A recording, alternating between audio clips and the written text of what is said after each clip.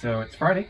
Nice. Have the weekend to kind of catch up on my cleaning and reading and grading. But today I was pretty...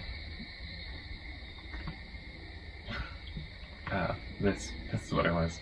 I've just been pretty burned out, I guess. I haven't been sleeping well for whatever reason. I wake up and I feel like I've been punched several times in the head and feel like my brain is one big bruise, and I have these big bags underneath my eyes that are just not just bags, but like that purple underneath your eyes. And I don't know if I have sleep apnea maybe, or if something else is causing it. Maybe it's just stress, or who knows what. And it seems to be dependent upon the temperature, I think. Part of it is when it's warmer, I have this more, from anecdotal evidence of myself recently. I don't know. But despite my feeling this way, I thought I would come and try to do a quick video on Stephen Crane. So Stephen Crane is a wonderful author from, I guess he was late 1800s. Died at 28, I looked it up, and he wrote a lot of wonderful things before he died, though. He's most famous for, I suppose, The Red Badge of Courage, which is his depiction of the Civil War, which was really beautifully done. I read that one a long time ago. That was my first introduction to him, I think, and I really liked what he did. Sorry, Bob Bunce in the house. Come on, Bob. But I really liked what he did, but his poems are very different than that. So his story is very well polished, very matter of fact, but apparently a very accurate telling of how battles would have gone and people would have felt. But his poems are, I would say, decidedly modern, at least for the time, very not what you would expect of him. But I think a lot of people may not resonate with his poetry, but I very much do, and so I think I would love to share some. But one thing to keep in mind is that he's just speaking from his heart, and he says that actually in one of his poems here. They're really short little poems, easy to understand, and hopefully easy to read. We'll see how well I do with my mind in its current state. But I think, well, something to keep in mind is what he says here in this poem. He said, "Many red devils ran from my heart and out upon the page. They were so tiny the pen could mash them, and many struggled in the ink. It was strange to write in this red muck of things from my heart."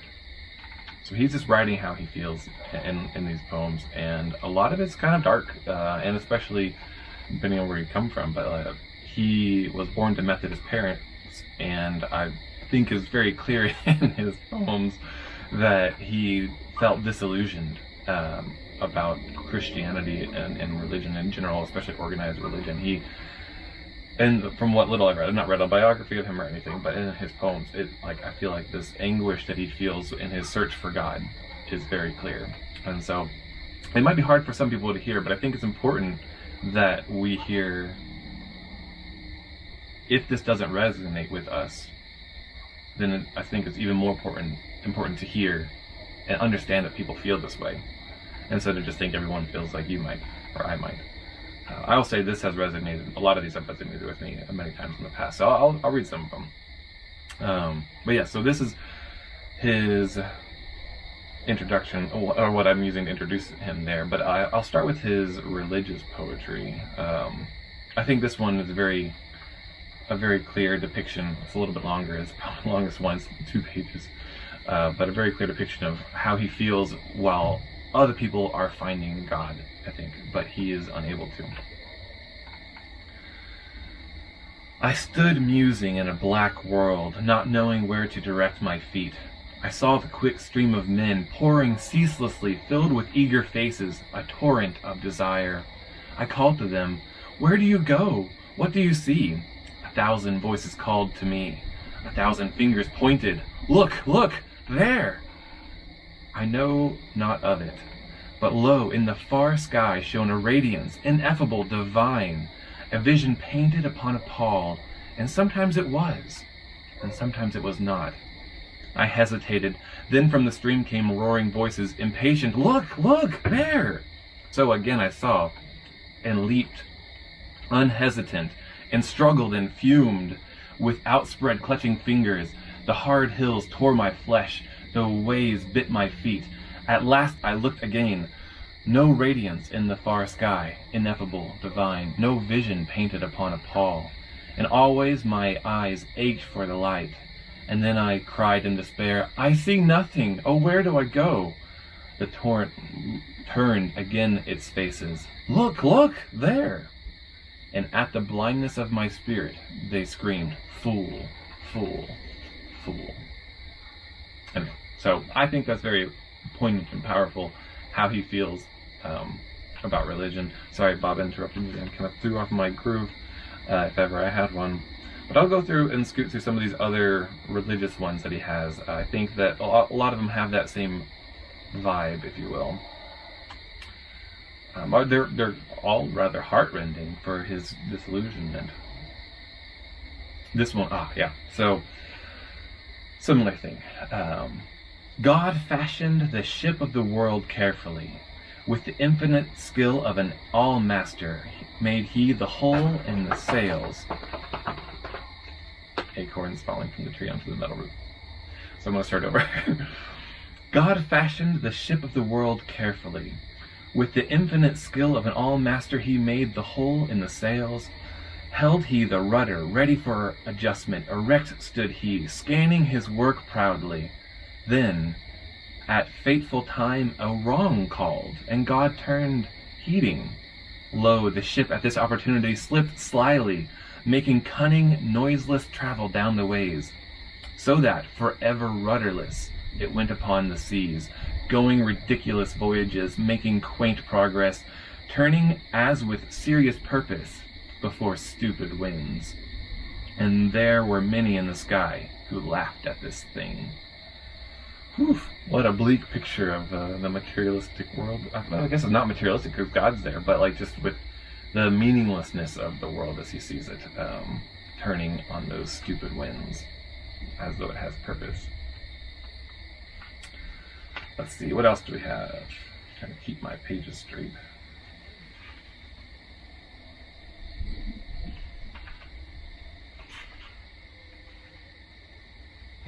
Yeah. A god in wrath was beating a man. He cuffed him loudly with thunderous blows that rang and rolled over the earth. All people came running. The man screamed and struggled and bit madly at the feet of the god. The people cried, "Ah, what a wicked man!" and, "Ah, what a redoubtable god!"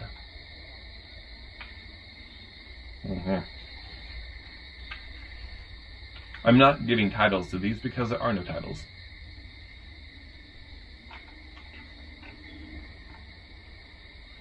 That might be the most of the religious-y ones I was going to share. Yeah.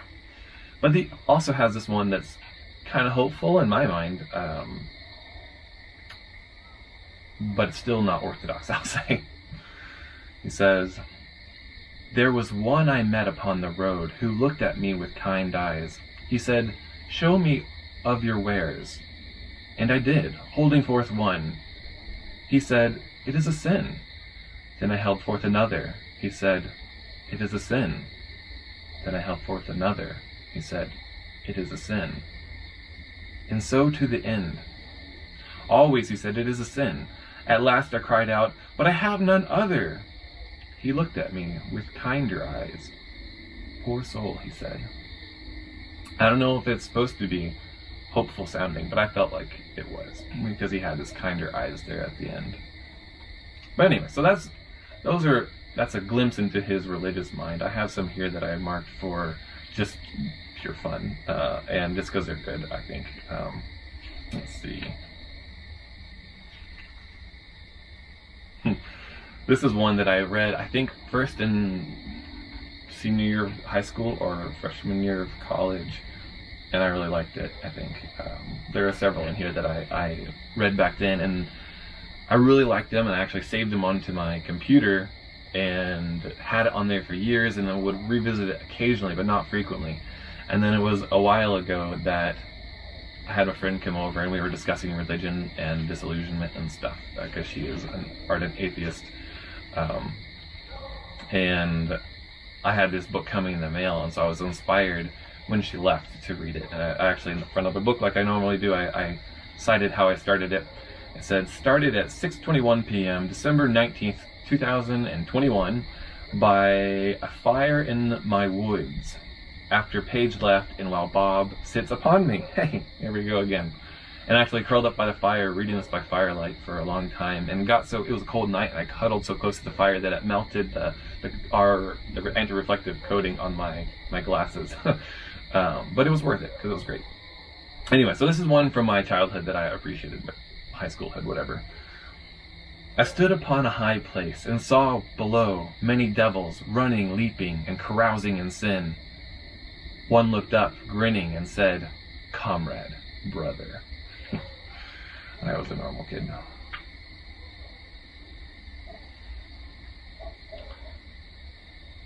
This is a generic one. There were many who went in huddled procession, they knew not whither, but at any rate, success or calamity would attend all in equality. Continuing. There was one who sought a new road. He went into direful thickets, and ultimately he died, thus, alone. But they said he had courage.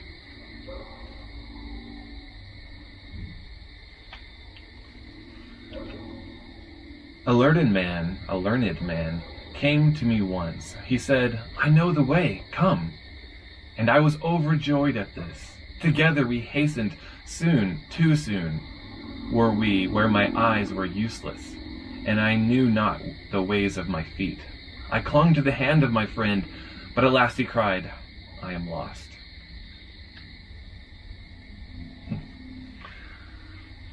I saw a man pursuing the horizon. Round and round they sped. I was disturbed at this. I accosted the man. "It is futile," I said. "You can never—" "You lie," he cried, and ran on. This is another one that I was probably overly fond of and overly appreciative of in my youth. Oh, hey, it starts with the youth, yeah. A youth in apparel that glittered went to walk in a grim forest. There he met an assassin, attired all in garb of old days.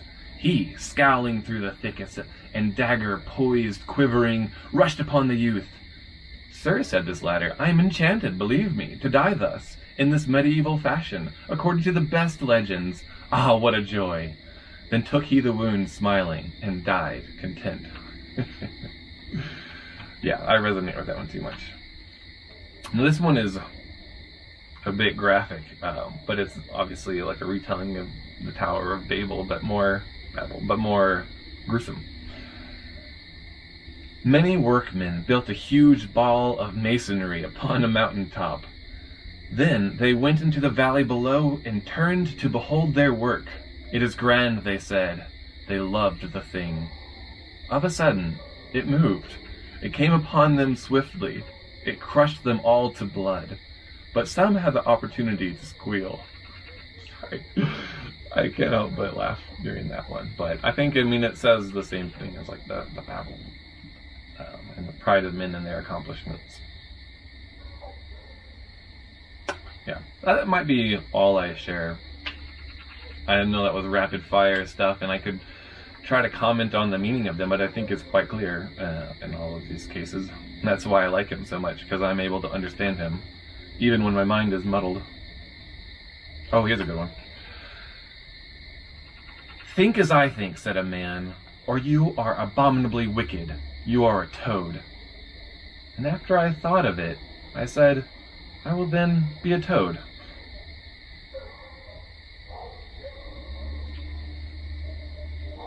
Yeah, I think I'll...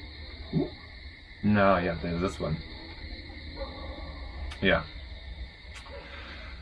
"The wayfarer, perceiving the path to truth, was struck with astonishment. It was thickly grown with weeds. 'Ha,' he said, 'I think none has passed here in a long time.' Later he saw that each weed was a singular knife. 'Well,' he mumbled at last, 'doubtless there are other roads than the road to truth.'" Yeah. Yeah, and I'll end on this one, which is, I think, very descriptive of the whole thing and his whole feeling. A man said to the universe, "Sir, I exist." "However," replied the universe, "the fact has not created in me a sense of obligation." So kind of dark, kind of sad, kind of grim, kind of hopeless in most of them. And that's a pity. But I think that if the poem doesn't resonate with us, then all the more important it is to understand that that is a lot of people's mindsets. And if you are that person, if I am that person, then it's just nice to hear that you're not alone in that concern. And that's why I like him so much. And he just speaks so bluntly and honestly, and it's just lovely. So anyway, I recommend him. Apparently his poetry was overlooked because of its simplicity for a long time, and it wasn't until like 1926 when his poems actually made it into a collection. I don't think that's this collection, but this one is one published by Cornell University Press, and it's been nice. It has, I think, the complete, it's all of them. So worth checking out if you're into that sort of thing. A nice, easy read. At least easy to understand, hard to swallow, I guess. Anyway, well, thanks for listening. I am going to go finish grading some stuff and go to bed, and hopefully sleep well and get these purple marks out from underneath my eyes and get my brain back. I swear, a lot of days these days, I feel like my mind is or my thoughts are like a pool of water, and I'm just trying to scoop them out, but it's just going through my hands. I can't grasp my thoughts, though they should be there. On that note, have a good night.